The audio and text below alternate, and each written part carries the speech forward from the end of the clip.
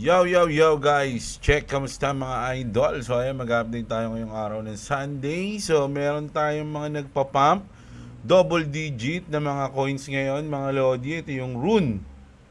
Yung Trump medyo nag 7% siya ngayon. Itong OM, itong XCN Partcoin, andiyan pa rin yung Partcoin. Itong Hyperliquid to, di ba? So ayan, no, medyo positive sila sa day, pero sa hours medyo ang umangat ngayon Algo, LDO, ano pa ba? Yan, basta yung mga yan, mga lodi. No? So, mag-update tayo ngayon mga lods at syempre, mainit-init pa rin ang mga balita natin. Huwag nyo kalimutang i-like ang ating video mga idol. Sa mga wala pang crypto exchange, dyan ang ating BitGet. Check nyo yung mga link dyan sa baba mga lodi. May link tayo dyan ng pa. Yung mga gusto mag-pa, dahil nagpipm sa akin tungkol doon. Ano na yung mga news. No? So, check nyo yung mga link natin dyan sa babang description natin. No? Dyan yung ating BitGet. And then, mag-news na tayo mga idol. So, unahin na natin to. Mamaya na tayo dun sa nag-aaway na XRP at Bitcoin. No? Dito muna tayo sa ating Doge. No? Tahimik lang tong Doge mga idol. Pero gumagawa na sila ng hakbang. Doge agency led by Elon Musk is exploring blockchain for federal spending cuts. Elon Musk, head of the Department of Government Efficiency or Doge, is exploring blockchain tech to improve transparency and reduce federal spending. According to Bloomberg, the Doge is considering blockchain application for secure data management, payments, and buildings operations. The initiative aims to cut trillions for the federal budget while promoting accountability, mga idol, no? So, nag-uumpisa na po si Elon Musk na gawin yung kanyang trabaho, mga idol. At syempre, sabi nga dito, meets with public blockchain reps to evaluate their technology. So, meron na rin silang mga ETF. May mga nag-a-apply na rin ng ETF sa Dogecoin. So, isa rin to sa mga abangan natin. Meron tayong invest sa Dogecoin di ba? So, medyo exciting to, mga idol. Hindi lang isa yung kaya maganda talaga, marami tayong pinag-iinvestan. No, hindi lang isang coins para alam niyo yun, kung ano man yung mga balita sa mga coins na sumasaya ka din. So, ito naman, ang ganda rin nito kasi pero wala na ako kasing Cardano, binenta ko na si Charles Hoskinson, tama ba? Si Charles mga idol, confirms call with Donald Trump. Sabi niya dito, that's Trump, yup, he called me. What do you think was discussed during this call, mga idol, no? So, tinawagan daw siya ni Trump. Good news na sa mga may Cardano, mga idol. Siguro, Cardano kasi kasama ba siya sa sa US base, na? Nasaan yung categories dito?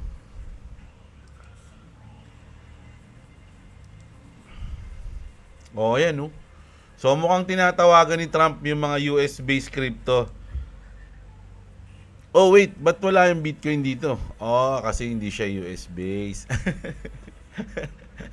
May inis na naman yung mga nanonood sa atin dyan na Bitcoin maximalist, no? So, dito naman, ito na. Speaking of US-based, what do XRP, XLM, HBAR all have in common? If you understand that, then you know what's coming next to XRP Ledger. So, ayun na nga po, no? Lahat sila is US-based, mga idol. At ayun yung para kasing ngayon nagiging trend. Kasi nga, sabi dito ni Eric Trump, kinonfirm niya na US-based crypto project will benefits from zero capital gains tax. Diba? So, magagalit na naman yung mga dito. Nako. So, sabi dito, Rosie Rios of Ripple XRP has posted twice that she will be working soon with Donald Trump, no? So, ayan na po, no? Sa Ripple to, si Rosie, tapos magtatrabaho na siya kay Donald Trump, no? Donald San purchased only non-US crypto for his company to avoid looking like Hunter Biden when his father sets up as US-based crypto reserve. The major US-based crypto reserve cryptos are XRP, Solana, and USDC. No? Trump can't include Dogecoin. Oy, hindi pala pwede si Dogecoin because it would favor his friend Elon. Hindi na kailangan yun sa tingin ko mga Lodi, kasi kaya nang i-promote ni Elon yung sarili niyang Doge. No? Mr. Poole told us in 2021 that multiple digital assets will be included in the new financial system, while naming XRP and DC, especially about half of the total XRP is still in escrow. Ito, importante ito mga Lodi, meron tayong news dyan mamaya tungkol sa escrow na yan. And has not yet been released to exchanges. Why should Donald Trump include any Bitcoin at all in the US strategic reserve? If the price goes up, critics will say that he was favoring his oldest son. So ito parang issue na to Parang ginagawa ng issue yan. Paano pag sinabi ni Trump na okay lang yun? Ano naman kung paboran ko siya, anak ko yun di ba pag gumawa, di tanggal na agad tong issue na to. Can he really afford to look corrupt like Joe Biden with Hunter? So hindi siguro nag-aano lang sila, nag-tawag doon, nag-assume. They might speech him for it. When you look back on this time, you will have no one to blame but yourself. So ayun yung sinabi dito mga idol, no? Tapos, eto na. XRP escrow in 2 minutes. The escrow is strategically designed to be allocated to central banks or the treasury when they're ready to ship the system. All banks will eventually become licensees to the treasury. It's been the plan all along towards World Central Bank. So, pakinggan natin to mga idol para maintindihan nyo to. No, kasi sabi ko nga mga idol, yung circulating supply ng XRP, halos half pa lang yung nasa circulating, na umiikot. Yung half is nasa escrow. So, ito explain niya mga idol, no? Firstly, by releasing XRP from escrow, Ripple is able to ensure the steady and predictable supply of XRP tokens, which is designed to foster more liquidity in the market. And because liquidity refers to the ease which an asset can be bought or sold without significantly impacting its price. So by maintaining liquidity, Ripple is able to facilitate the smooth functioning of the XRP ecosystem. And that makes it more attractive to investors, traders, and potential partnerships. And that's what this is all about. Second thing to look at is releasing XRP from escrow enables Ripple to distribute XRP tokens to various exchanges and institutions, thereby increasing accessibility to the cryptocurrency itself. And that is the broader narrative, because it makes the broader availability of XRP and it encourages more exchanges to list the token, which then in turn expands its reach and utility, which is the goal here. So it's just essential to emphasize the macro perspective of the escrow in understanding why Ripple's actions are the way they are regarding XRP and releasing it, instead of focusing solely on the short-term market movements and price fluctuations like everybody else. And that's what he's talking about, the noise, Again, the larger goal of Ripple is to establish XRP as a versatile and widely accepted digital asset as a real-world utility. And that's exactly what the escrow is doing there, the release of XRP tokens. So, ayun mga Lods. No? So, bago tayo mag-ano dyan, tignan muna natin yung iba lahat bago tayo mag-comment. No? So, sabi dito, ito, isa to sa escrow din to. Explain din dito, no? If Trump chooses Bitcoin, so alimbawa Bitcoin or XRP, ito yung mangyayari, no? If Trump chooses Bitcoin for the US strategic reserve, he has to pay for it, thereby increasing the 34 trillion federal debt, no? Ganun mangyayari. But if he takes all of the XRP in escrow, the secas them over a barrel, sabi dito, then he gets it for free. And as the value of XRP increased from $3 to $500 to $1,000, the entire US federal debt will be canceled with plenty of money left for other initiatives. He is cunning like a fox. Ion, sabi dito ni Jack, mga idol, no? Sasabi dito, sabi niya nga, yung BTC is beta test coin for XRP. So marami na naman magagalit niyan pagka ganyan, no? Sabi dito, isa pa, all banks will adopt XRP by 2025. The CEO of Japan's leading bank has confirmed this. It's the direction we're headed, no? Sa XRP nga. Ripple is gearing up to significant upgrades to the XRP ledger, aiming to boost liquidity and attract institutional investors. This increase in activity could channel hundreds of millions into XRP ledger tokens, particularly in the DeFi space such as token CTF. So ito nga, pakinggan natin to mga Lodi. Ito yung sa Japan to mga idol no? The CEO of Japan's leading bank, no? So ito siya, no? Surprisingly, yeah, people think we are kind of advanced, but basically, by the way, I come from Japan, but the percentage of digital payments of all the transactions is actually only 19%. So it's actually kind of national agenda to increase digital payments, and the government encourage banks to innovate so that they can increase digital payments ratio.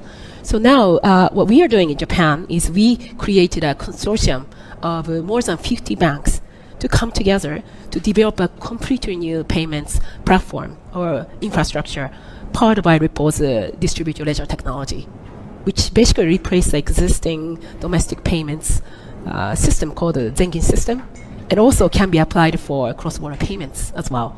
And that contrasts with Zelle, which is a fantastic enterprise. Exactly. It's built on the existing rails. Existing rails, that's right. Actually, Japan is a So ito yung sa Japan, no? Ito naman yung sa Australia naman to. The managing director of digital assets in Australia suggests XRP could back the Australian dollar. The XRP ledger was also tested for backing the USD. So ito naman mga idol sa Australia, no, kanina sa Japan. This digital dollar that they're issuing and doing this pilot with, is it actually a dollar like I know it? Yes.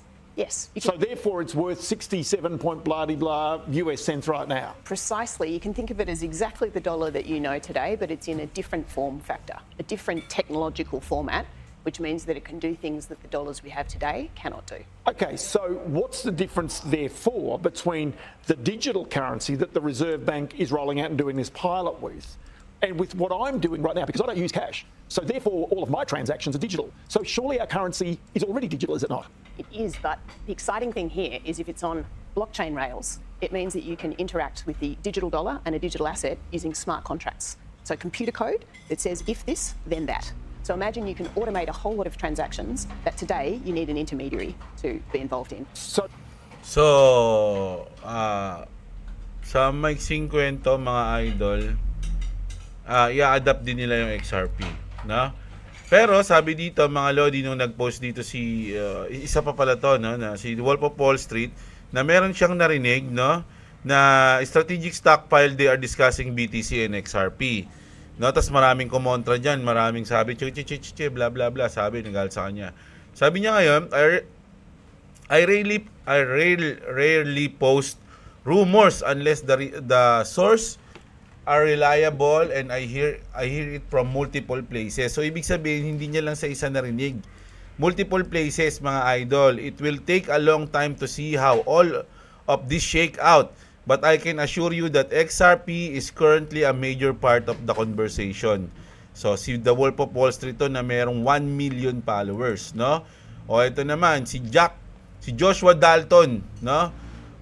Proposes XRP as a better US reserve asset than Bitcoin due to a Ripple transparency and American roots. XRP holders may see a massive gains in adoption price to 100 to 1,000 USDT. So ayun yung sinasabi nila mga idol, no? So puro positive yung mga news, no, sa XRP, pero na lang kapag yung mga maximalist na Bitcoin maximalist yung nagsasabi, no? Hindi natin alam kung bakit sila ganun mga idol, no? Ito pansinin niyo pag nakikinig kayo ng mga news sa mga XRP content creator at sa mga Bitcoin content creator. Pag Bitcoin content creator, talagang tinitira nila yung XRP . Marami ayaw talaga nila. Pero kapag mga content creator na XRP, hindi nila sinasabing ayaw nila yung BTC. Ang gusto lang nila kasama. Kumbaga, sa Bitcoin na strategic reserve, hindi lang BTC, kasama lahat, hindi lang din XRP. Kasama lahat mga lodi, hindi lang kumbaga kasi yung sa mga Bitcoin mga lodi, gusto nila sila lang. No? Ito pansinin niyo mga idol o kung tandaan niyo no, yung Ripple, nilabanan nila yung SEC mga idol, nanalo sila and then pinush nila yung strategic reserve. Isa sila sa mga nagpupush ng strategic reserve para sa lahat, hindi para lang sa Bitcoin. Mga idol, no? Ganun yun, no? Ewan ko sa iba, ba't sila galit eh.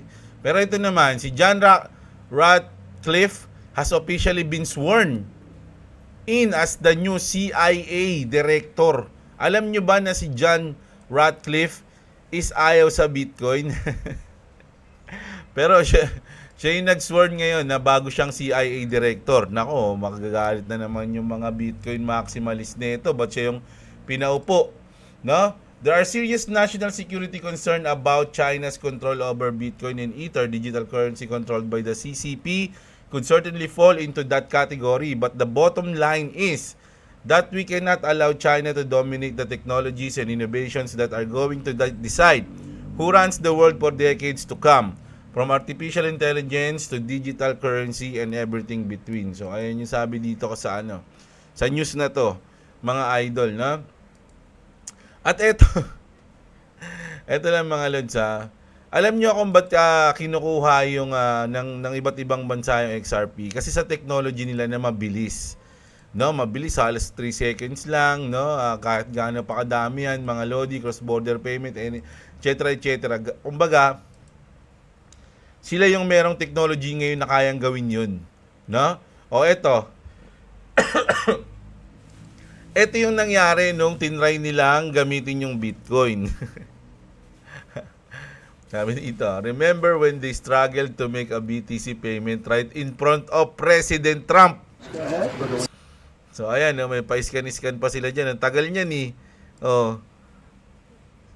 Ang tagal, nag-ano pa, hindi, ano mo kasi, ayan hindi mo kasi ginagalaw ng maayos, ayan kailangan maayos si Trump, nakatitig lang, tagal naman, nasend na ba? Hindi pa pre, sandali lang po, pero sige, tatry natin ulit, ulitin natin.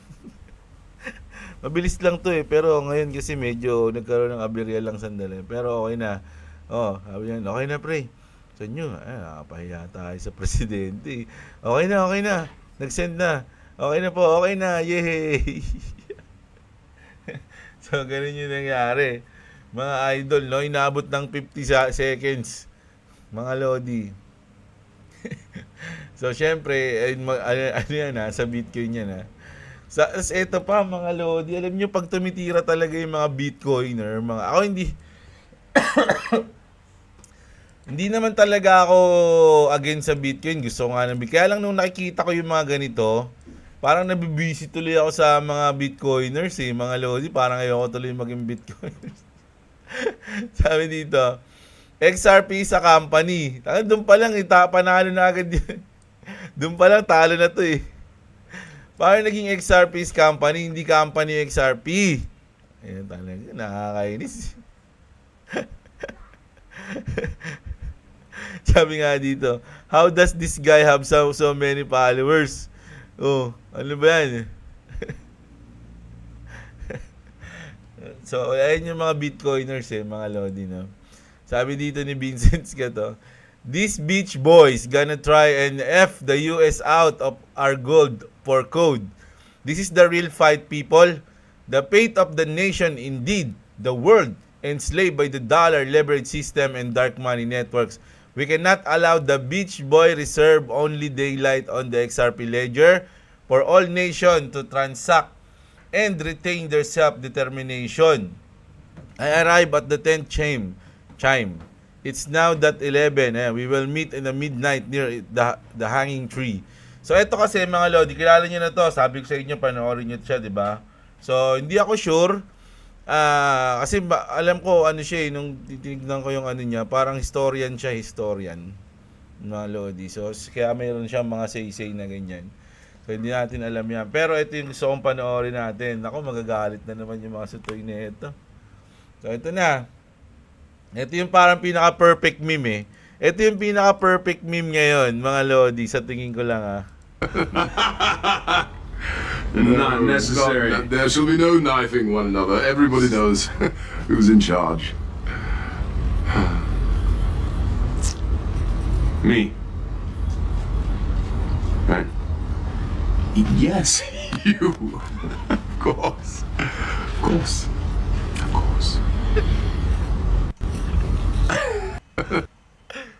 Napanood nyo na ba to, mga idol? Yung movie na yan. Tawan-tawa ako dyan eh. Hindi ko may isip na magiging meme ng ano yan eh. Ng Bitcoin tsaka ng XRP. So ayan, ilan news natin ngayon. Puro away kasi nakikita kong mga news eh. Mga idol eh. Pero para sa akin, tahitahimik lang si Doge. Magiging solid to. Mga Lodi, no? O ngayon, alam nyo yung sitwasyon ngayon, dito sa chart, parang ano to, anytime, bigla na lang tayo magugulat dito. Sa mga coins natin, mga idol, no? Maraming nagpi-PM sa akin kung gusto nila kung okay daw bumili ng Trump coins, no? Sa ganito kababang price, at pati yung isa, yung Melania coins, no? Sa mababang price. So ngayon, parang nakaka-recover sila, no? Tumataas sila pa konti-konti, pero mababa pa rin yan nung sa all-time high nila.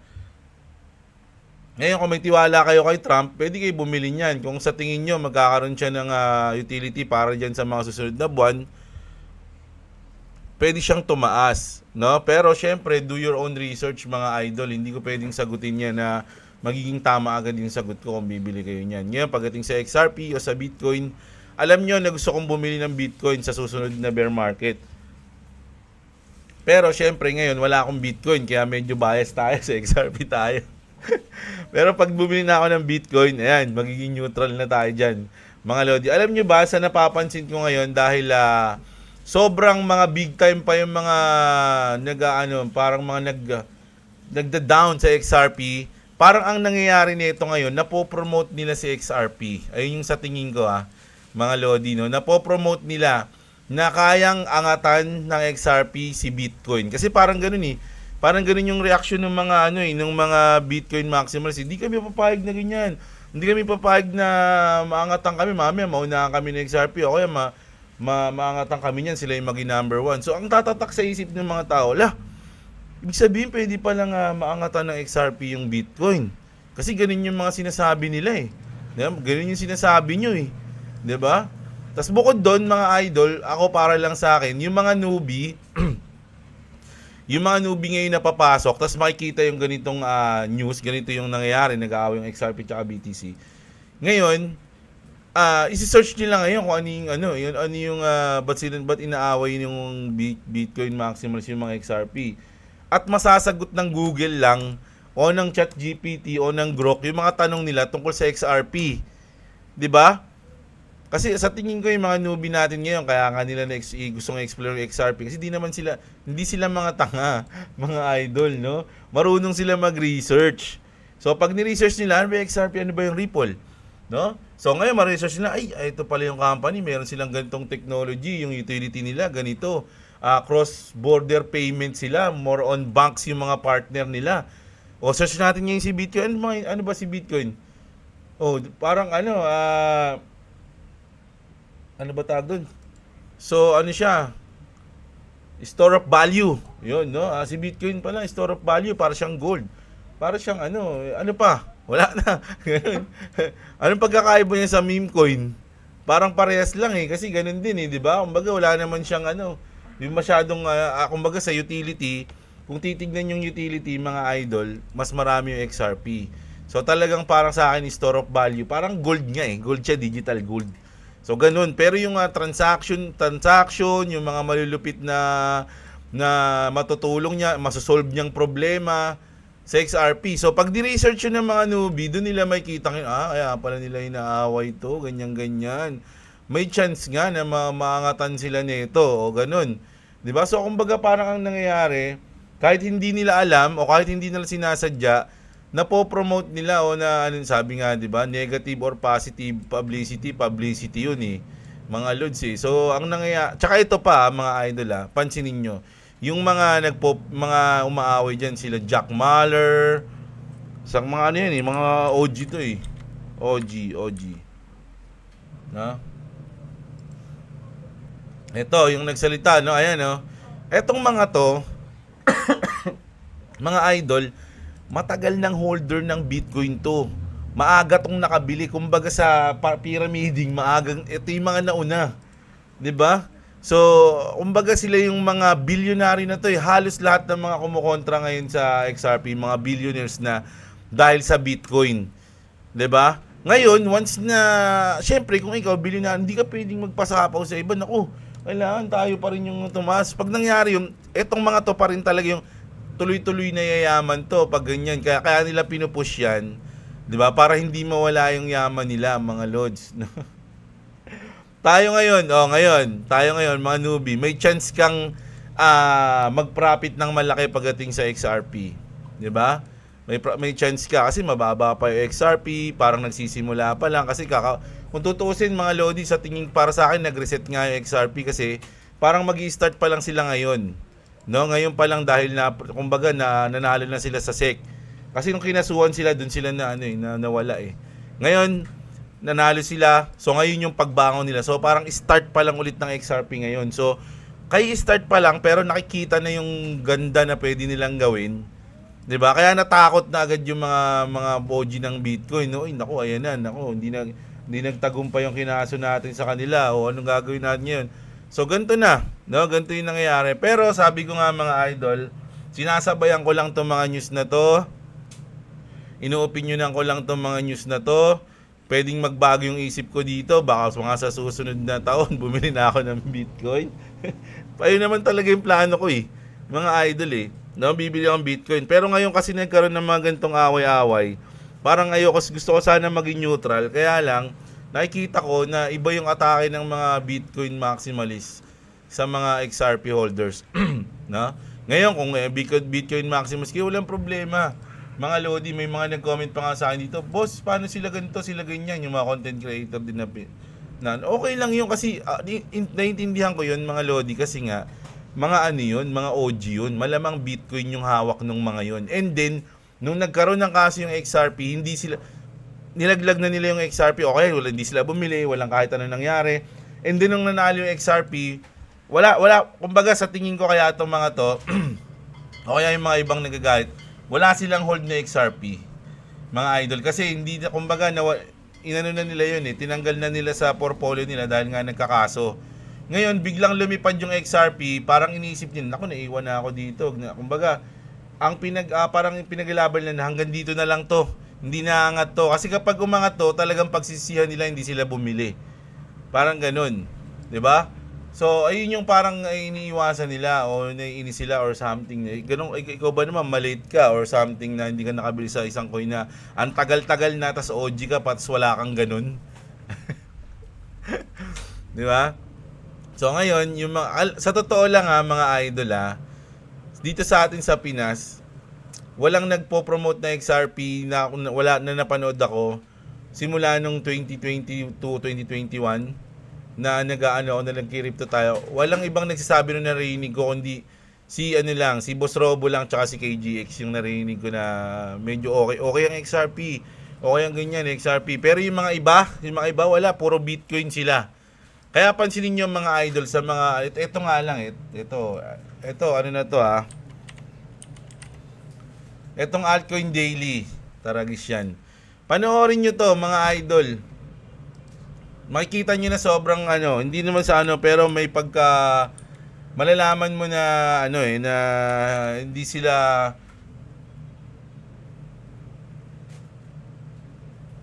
sila ma-XRP, na? Ito ba yung sa kanila? Ito lang yung Altcoin Daily.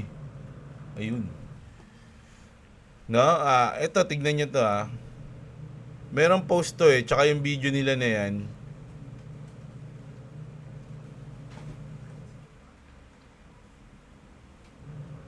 Medyo nainis nga ako dito kasi pinapanood ko tong Altcoin Daily. Kaya lang parang nakita ko yung pagkabias nila. Sa isang saglit dun sa post na yun. Nawala. Meron silang poll na ginawa na